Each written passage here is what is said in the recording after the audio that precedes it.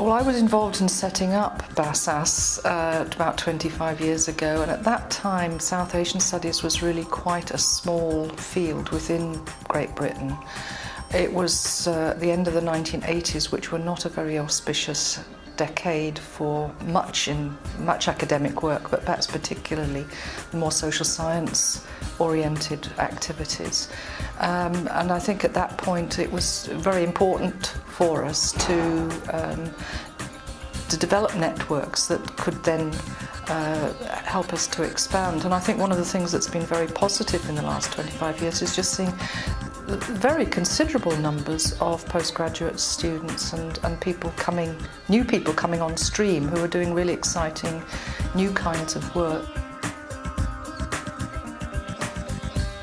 Merging with a different association, with a different membership, with a different set of interests to a large extent, was also very exciting for us, that we could do it and do it well, and that we could actually merge these fairly two disparate groups who were essentially existing in parallel to each other in this way that brought the best of the two associations together in one place. I think that Graham Chapman's tenure as chair of BASAS and his genial nature led to creating a character for BASAS meetings which is very attractive.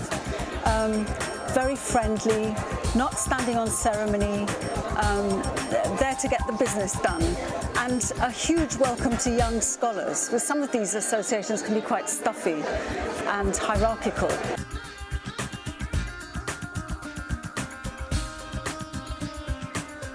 Well, it's sometimes people ask me about why I would become a member of BASAS, because of being in North America, teaching at the University of Washington in Seattle, and being involved with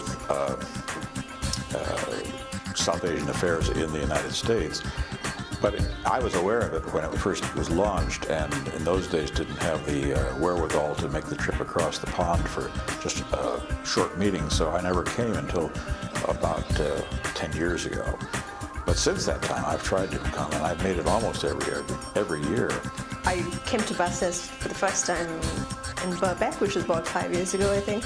And it was probably the first UK-based conference I kind of came for, because I was based in the States at that time. And I just found the context very collegial, encouraging, and it was very easy to get to know people, and I was very surprised at how easy it was, because it was so kind of, I guess, in a sense, the smallness of the conference makes it a very intimate kind of a space, right? It's also very constructive, the kind of feedback you get. And that's partly one of the reasons I've kept coming back, because I didn't have, in a sense, a home, so to speak, to share my work with other South Asian scholars. And I found BASAS to be that space where a lot of people coming from different disciplines were kind of having very interesting and engaging conversations with each other, and doing it in a spirit that was very mentoring and collegial, I suppose, in a nutshell.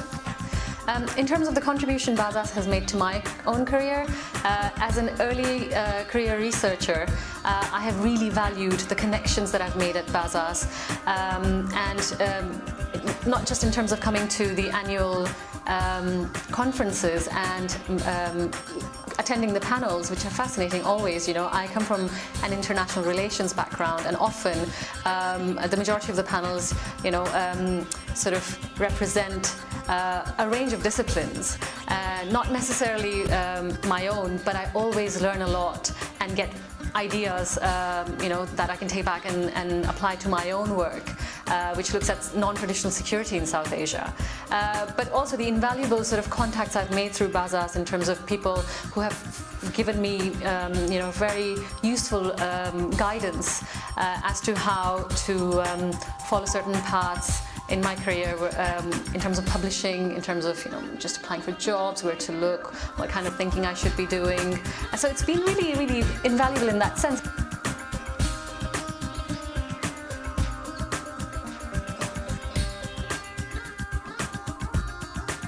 Well, I think that one of the things that I'm pushing for as a secretary of the association is to try to have our first conference in South Asia itself. There are technically very difficult things to accomplish, but I think that as an association we need to strengthen our links in South Asia with South Asianists who are based in South Asia, and that challenge will be one of the stepping stones for me.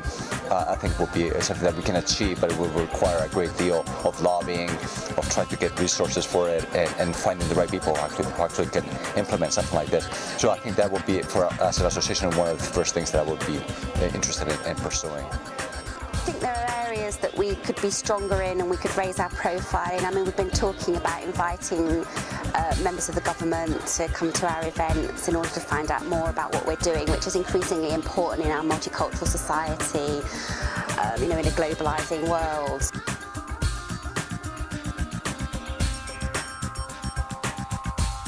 It's very important for the British Library to have a close relationship with BASAS. By having contact with the academics working on the collections, it means that we can have a much better idea of what services they need and what's relevant to them, and develop the services accordingly. We very much hope to build upon our work so far to put our catalogues online by putting digital images of the collections online as well. And to that end, we're working much more closely with colleagues in the UK and universities and other institutions, our colleagues in the South Asia Archives and Libraries Group over here, and also institutions in India as well. The wonderful thing about BASAS is that it's every generation of scholars. I think that probably some of the great names, the great ones, having participated at an early age, feel now that they can move on and do other things. But it's very refreshing to see senior scholars come and still be interested in helping to shape the careers and the trajectories of the younger scholars.